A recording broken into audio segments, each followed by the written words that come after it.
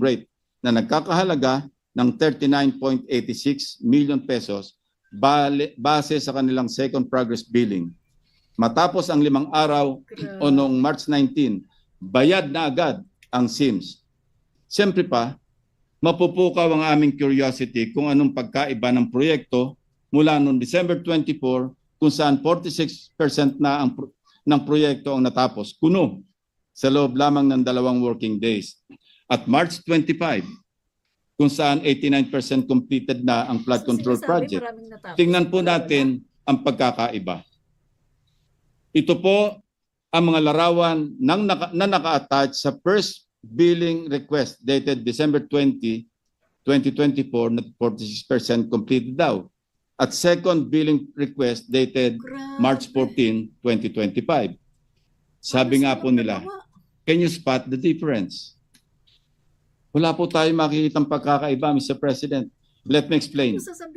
Maliban na lamang kung ang 2 taong nakatayo noong December 2024 ay hindi umalis at hindi rin gumalaw hanggang Marso ng sumunod na taon, no-brainer ika nga, maliwanag na iisa ang larawan na ginamit at sinumite para sa 2 progress billings ng SIMS. Trabahong tamad para sa trabahong gahaman, Mr. President. Hindi pa nagkasya rito ang handiwork ng contractor na SIMS at DPWH, my dear colleagues. Sa third and final payment, sumobra pa ang kubra ng SIMS ng 3.9 million pesos, kaya naging 14 million pesos. Kung susumahin natin, ang kabuuang siningil ng SIMS ay umabot sa 96.499 million pesos o 3.9 million pa more sa original contract price na 92.585 million pesos. But lo and behold, aprobado ito, certified, checked, and reviewed by the BGC boys na sina Project Engineer RJ Dumasig at JP Mendoza. Ang monthly certificate of payment para sa statement of work ng SIMS, kasamang dagdag na 3.9 million pesos sa revised contract. Ang unang minadaling progress billing number 1, approved for payment rin sina Bryce Hernandez at Henry Alcantara, kaya release agad-agad ang singilin ng SIMS. Hinog na hinog sa criminal case na malversation through falsification of public documents. Mamaya po, hihimayin natin ang mga patong-patong na kaso na maaaring hanapin ng mga ito. If you know me, Mr. President, hindi pa rin sa akin sapat ang mga dokumento at kwento. Kaya muli ko pong pinalakad ang aking team upang makita ng sarili naming mga mata ano ba talaga ang lagay ng proyektong ito sa Barangay Perez, Bulacan, na katatapos lamang ngayong Mayo. Ang tumambad sa amin, Package A, ng parehong proyekto sa parehong lugar ng Package B sa Barangay Perez, Bulacan. Mukhang na-double whammy tayo ng SIMS Construction at ng mga kasabwat nila sa DPWH. Kung nasaan ang Package B na minadaling nabayaran, ay mananatili na lamang guni-guni dahil tanging package A lamang ang nandun. Ito po ang itsura ng Package A na walang pinagkaiba sa ghost project na Package B. Tagpi-tagpi na nga at ang completed na Package A minulto pa sa Package B. Mr. President, SIMS Construction seems to be complicit sa broad daylight robbery na ito. Not once, but twice. Dapat makasuhan din ang kontraktor na ito bukod pa sa forever blacklisting.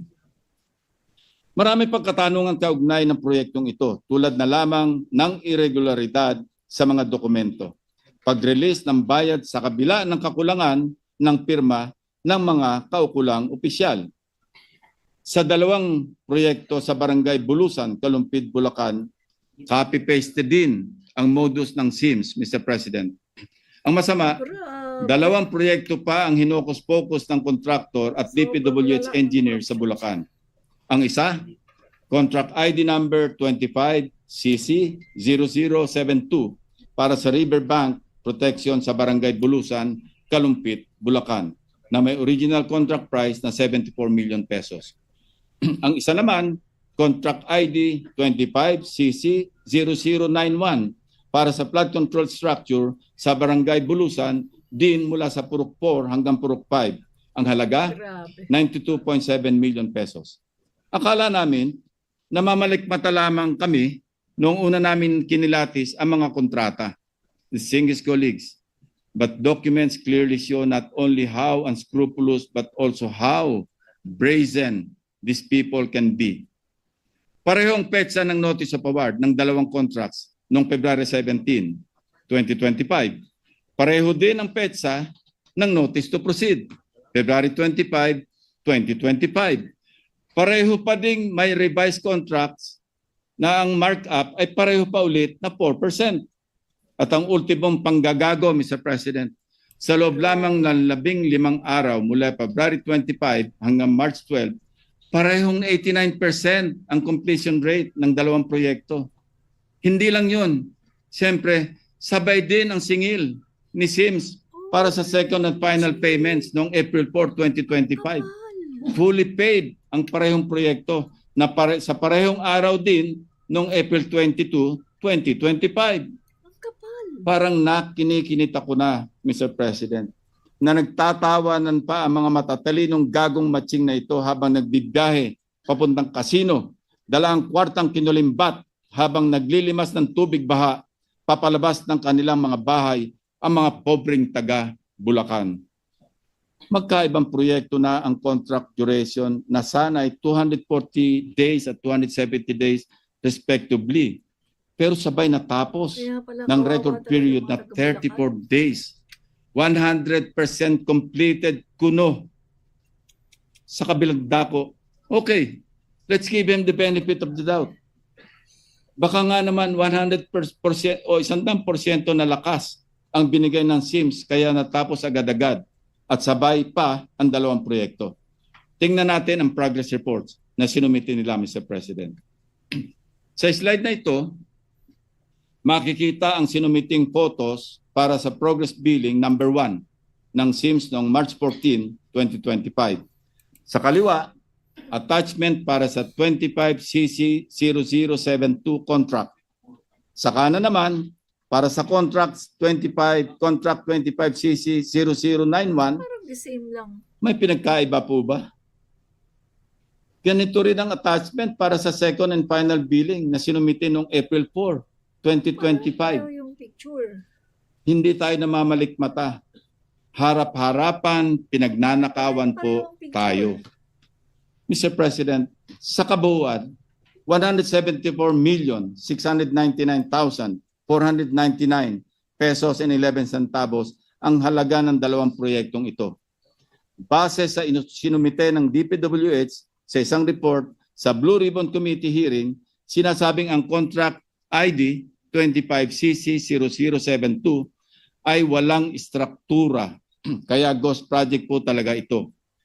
One project for the price of two. Hindi po ba sadyang panggagago na ito? Papayag po bang mahigit na 112 million Filipinos na patuloy na magpaloko sa kontraktor at 5 tulisan na ito? Obvious rin ang kabalbalan sa mga reports para sa proyektong construction ng pumping station ng floodgate sa Barangay Atlag, Malolos, Bulacan na may halagang 92.5 million pesos sa ilalim ulit ng 2024 GAA. Ang kontraktor nito, ang IM Construction Corporation. Base sa mga sales invoice, 4 na beses nakasingil ang kontraktor para sa kabuuan ng proyekto mula October 2024 hanggang Mayo nitong taon, kasama ng 15% advance payment. Nakikita po niyo sa screen ang mga petsa ng request for progress billing noong December 20, 2024, February 24, 2025, at April 29, 2025. At mapapansing pareho ito sa style ng Sims, Mr. President. Subalit, ito natin ang ating atensyon sa mga naka-attached na larawan sa first progress report noong December 20, 2024 at third progress report noong April 29, 2025. Ang sunod na mga litratong ito ay may petsang December 2024 at April 2025 pa rin. Parehong larawan, ang mga bulok at kinakalawang na sheet piles, parehong pwesto ng mga makinarya at parehong pwesto ng mga manggagawa. Ang kaibahan lamang, ang lighting at contrast ng mga larawan. To ask how this doctored photos slip past the eyes of officials is not even a question, Mr. President. Talagang may sabwatan. Siyempre, Mr. President, hindi naman magpapahuli ang isa sa mga crowd's favorites. Simula nung lumabas ang dayaan sa mga flood control projects, wala pong iba kundi ang sikat na wow builders. Tulad ng SIMS at IM, malupit din talaga ang pattern ng kontratistang ito sa kababalaghan.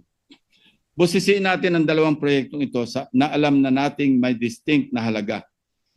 Construction ng flood mitigation structure along Barangay Frances, Kalumpit, Bulacan na may halagang 77.199 million pesos at construction ng flood mitigation structure along Barangay Bulusan, Kalumpit, Bulacan na may halaga ring 77.199 million pesos. Ang dalawang kontrata na ito ay na-award sa Wawaw Builders noong February 1, 2023. Pero take note, Mr. President, mayroon kaming kopya ng dalawang sulat na may petsang January 30, 2023 or 2 days before na pirmado ni Wawaw Builders Manager Mark Alan Arevalo na nagsasaad na sila ang winning bidder para sa dalawang projects. Advance mag-isip si Wawaw, Mr. President. Ang notice to proceed para sa dalawang contracts pareho rin ng petsa, February 13, 2023. Subalit mahigit isang linggo pa lamang ang nakalilipas mula sa petsa o notice to proceed, naniningil na para sa 50% project accomplishment rate ang Wawaw Builders. Ang nakasaad sa 50% accomplishment rate na ito ay resulta ng isinasagawang trabaho na di umano mula February 13 to 20. 7 days, Mr. President. Mga magnanakaw. Ayon sa mga sales invoice na hawak namin, na-release naman ang hinihinging kabayaran noong February 23, 2023. Ang kalahati ng kabayaran at retention fees again for both projects ay naatado naman sa release mula April hanggang July 2023. Sabay rin ang mga petsa ng bayaran kung saan hindi rin nagkakalayo ang mga halaga. Ang 50% ng proyekto isinagawa ng 7 araw. Ang sunod na kalahati, ginawa ng mahigit 4 na buwan. Not for one project, but for 2, Mr. President. Napakahusay, napakaganid. Kawawaw na kawawaw talaga tayo sa Wawaw Builders. Mr. President, Bulacan has proven to be the national sewer of corrupted flood control projects. Hindi na nakapagtataka na marami ang nagkalkal ng record ng mga kontraktor sa buong probinsya. Isa na dito ang Global Crit Builders na kumubra ng 2.195 billion flood control projects mula 2018 hanggang 2024 sa Bulacan pa lamang. Ang Global Crit ay pagmamayari ng mga maglangke ng Candaba. Si Mayor Rene Maglangke ang presidente noong 2024 na kung saan may mga kontrata na siya mismo ang pumipirma na dapat sana ay nag-divest siya. This should not come as a surprise, Mr. President. In the words of Mayor Maglangke, and I quote, "Isa akong malaking kontratista. Kilala sa buong Pilipinas na nangongontrata at bilyon-bilyon ang proyekto ko sa buong Pilipinas. Growing family business indeed." Pero hindi pa dito natatapos ang kwentong pamilya, Mr. President. The web of family names reveals a web of stories. Ang mga maglangke rin ang may-ari ng MBB Global Properties Corporation na siya namang nagmamay-ari ng Windham Garden Hotel sa Clark, Pampanga na itinayo sa halagang halos 1 bilyong piso. Gayunman, kung babalikan, hindi lamang Maglangke ang kilalang family name na nagmamay-ari ng MBB Global Properties. Nitong August 15, 2025 lang daw nagpalit ng stockholders ang MBB. Nevertheless, the 2024 General Information Sheet or GIS of the MBB Global Properties Corporation would show the following. Macy Monique Maglanque, President. Sunshine M. Bernardo, Corporate Secretary. Fatima Gay B. Bonoan de la Cruz, Treasurer. Ulitin ko. Maglanque, Bernardo, Bonoan, MBB. Coincidentally, these are known surnames of today's flood control saga. Candaba Mayor Rene Maglanque, ang patriarch ng Maglanques of Global Concrete Builders, contractor ng multi-billion peso worth of flood control projects. DPWH Undersecretary Roberto Bernardo na kamakailan lamang ay nag-early retirement matapos masangkot sa maanomalyang flood control. At siyempre pa, dating DPWH Secretary Manuel Bonoan. Maglanque, Bernardo, Bonoan, MBB, Mr. President. Kayo na po ang mag-connect ng dots. By the way, sina Macy Maglanque, Sunshine Bernardo, at pati Magay Bonoan de la Cruz ay mga anak na mga nabanggit na opisyal ng gobyerno. Kaya naman pala ang palaging depensa ni dating DPWH Secretary Bonoan, isolated case lang daw ang nakita ni Pangulong Bongbong Marcos sa Ghost Project sa Bulacan. Ayaw na siguro ni Bonoan na maungkat pa sa investigasyon ang global threat. Saan ba hantong lahat na ito, Mr. President? Our people are growing impatient and angry, but we are not in the business of quick fixes and band-aid solutions. The newly installed Secretary of Public Works and Highways, Vince Dizon, has hit the ground running to weed out the corruption in the agency. Investigators are running their course in both chambers of Congress. The President shows no sign of wavering in this fight. We are on the right trajectory in getting to the bottom of this systemic rot and punishing to the fullest extent of the law those who have corrupted us. Sa dahilang ang prosecution ay mandato ng ehekutibo, titiyakin nating may ambag ang oversight functions ng Senado sa pagpapanagot ng mga sangkot. Lahat ng may kinalaman sa pagnanakaw, mapakontraktor o empleyado ng DPWH o mambabatas man, ay dapat isama sa kasong kriminal na isasampa. We respectfully urge the DPWH to refer this matter for the filing of criminal cases, including multiple violations of Article 217 in relation to Articles 48 and 171, Paragraph 4 of the Revised Penal Code, or malversation through falsification of public documents. For one, the falsification of documentation, particularly the use of manipulated photos in contractors' progress billing reports, later certified by DPWH officials, is a blatant violation of this provision. Mr. President, even if we do away with said complex crime and file cases for malversation alone, kung ang tampok na halaga ay higit 8.8 million pesos, reclusion perpetua o pagkakakulong ng 20 years and 1 day to 40 years ang parusa. Next is the prosecution for violation of the Anti-Graft and Corrupt Practices Act, Republic Act 3019, Section 3E, causing undue injury to the government or giving a private party unwarranted benefits, advantage, or preference through manifest partiality, evident bad faith, or gross inexcusable negligence. And Section 3G, entering on behalf of the government into contracts manifestly and grossly disadvantageous to it. And Section 8, in relation to Republic Act 1379, unexplained wealth. We also strongly endorse the filing of charges for violation of Republic Act 7080 or the Anti-Plunder Law, Mr. President. Sapat naman pong basihan ang nakakapangilabot na laki ng halaga ng mga anomalya sa flood control. Bilyones po ang pinag-uusapan nating nauwi sa ghost projects. Ang marangyang pamumuhay ng mga sangkot na opisyal ng DPWH at ang daang milyong kaya nilang ipatalo sa mga kasino ay kabilang sa magpapatunay sa paglabag sa batas na ito.